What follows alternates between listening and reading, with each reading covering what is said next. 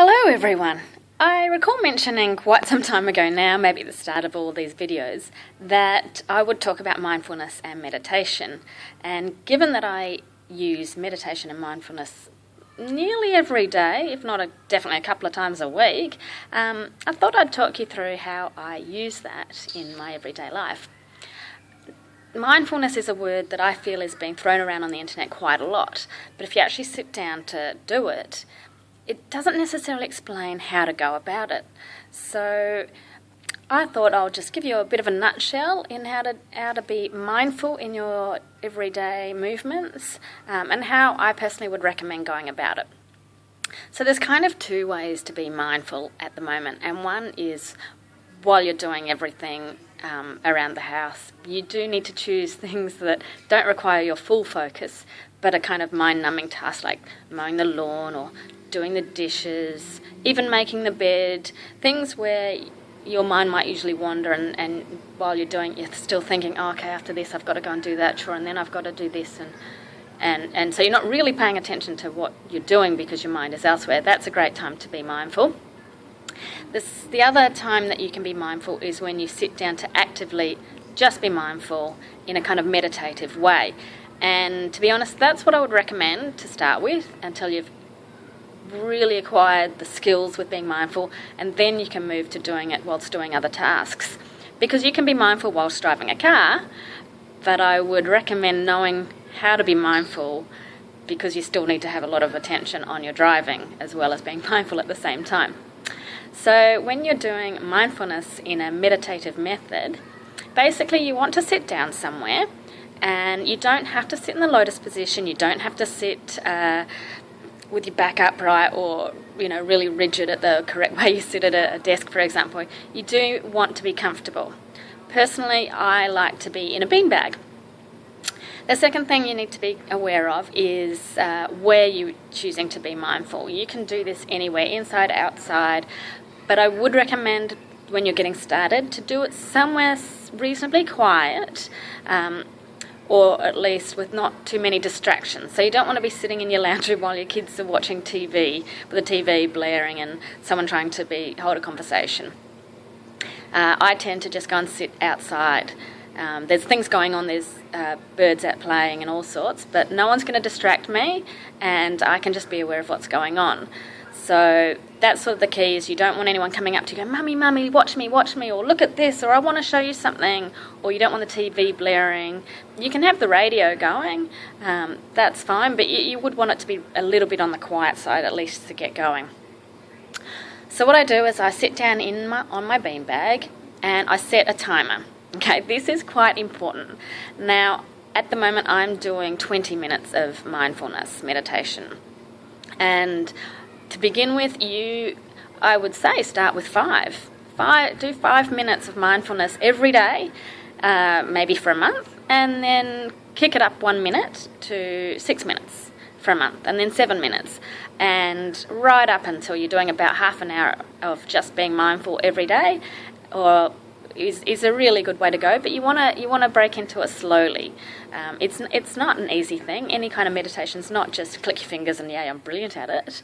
It does require a bit of practice. So you've got your timer. Most phones have one. Now, if you're doing 5 minutes, set your timer to count down from 6 minutes. Now, the reason I say this is generally the first minute when you start, you always spend a bit of time getting comfortable and getting those last minute wriggles out, and suddenly you just will be itchy for no reason. That's your mind playing tricks with you, not wanting to settle down and do as it's told. It's ready to go, and if you're outside, look at the lawn, oh, you need to mow that, no, look at those binders, you need to sort that out. So if you put in an extra minute on your timer, then you will get the full 5 minutes of being mindful. However, you've allowed for time to have your mind wander that you're going to bring back, and also get your wriggles out and your itches out. So set your timer, and then look at it and see it starting to count down, okay? Because if you don't do this and note that it is counting down, then your mind will always be going, oh, did I start it? Is it counting down? Have I gone over yet? Is it time? Is time up? Whereas if you see that it's started and it's counting down, then you can just go, yeah, I know it's working. I will wait for the beep at the end. Okay, so that's very important. All right, so now we're actually going to start being mindful. We've got the countdown going. To begin with, it's best and easiest just to close your eyes. Now, all we're going to do is we're going to go through all our senses with our eyes closed. Okay, so there's a couple of senses that are definitely easiest, so I would generally start with them. For example, I start with hearing. So with my eyes shut, I really tune in to the sounds around me, and I focus on them and try and figure out exactly what I'm listening to. For example, I can hear the breeze in the trees. Where are the trees? Are they in front of me? Are they to the side of me? There's a bird. It's in the tree to the side of me. What kind of bird is it? Oh, it sounds like a kookaburra. Or it sounds like a noisy miner. Cool. What else can I hear? Well, there's traffic. Oh, does that sound like a lot of cars, one car? Does it sound like a four-wheel drive? Does it sound like a motorbike? Is it a truck? And then maybe you're somewhere where there's people walking past. If you're in a park, for example, are they wearing sneakers, or are they wearing heels, or are they wearing boots? Are they running fast? Are they walking slow? Do they sound like a big person? Do they sound like a small person? So try and form a picture just by using what you're hearing. And so once you've really acknowledged everything, you can be like, how far away are those cars? How far away is the bird? How far away are the people? And all that. Another sense is, usually a quick one, is your sense of smell. So just when you're doing your breathing, so you're breathing in through your nose and out through your mouth, you can start with that and do 4 of that, as I've mentioned in the sleep section, mindful breathing. And that you can do that at the start before you move on to going through your senses. But when you breathe in, what can you smell? Can you smell anything? Is there a fire burning somewhere? Is someone cooking? Is someone having a cigarette? Has someone got a fast food that you can smell? So there's lots of things you might be able to smell, but for the most part, wherever I do this, there's not generally much to smell.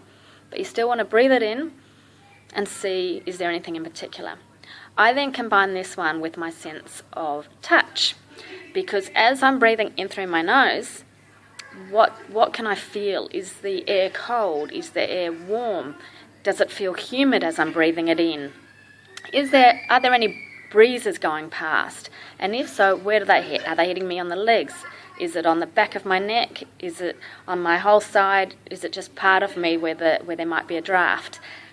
And with that, is it a cold breeze? Is it warm?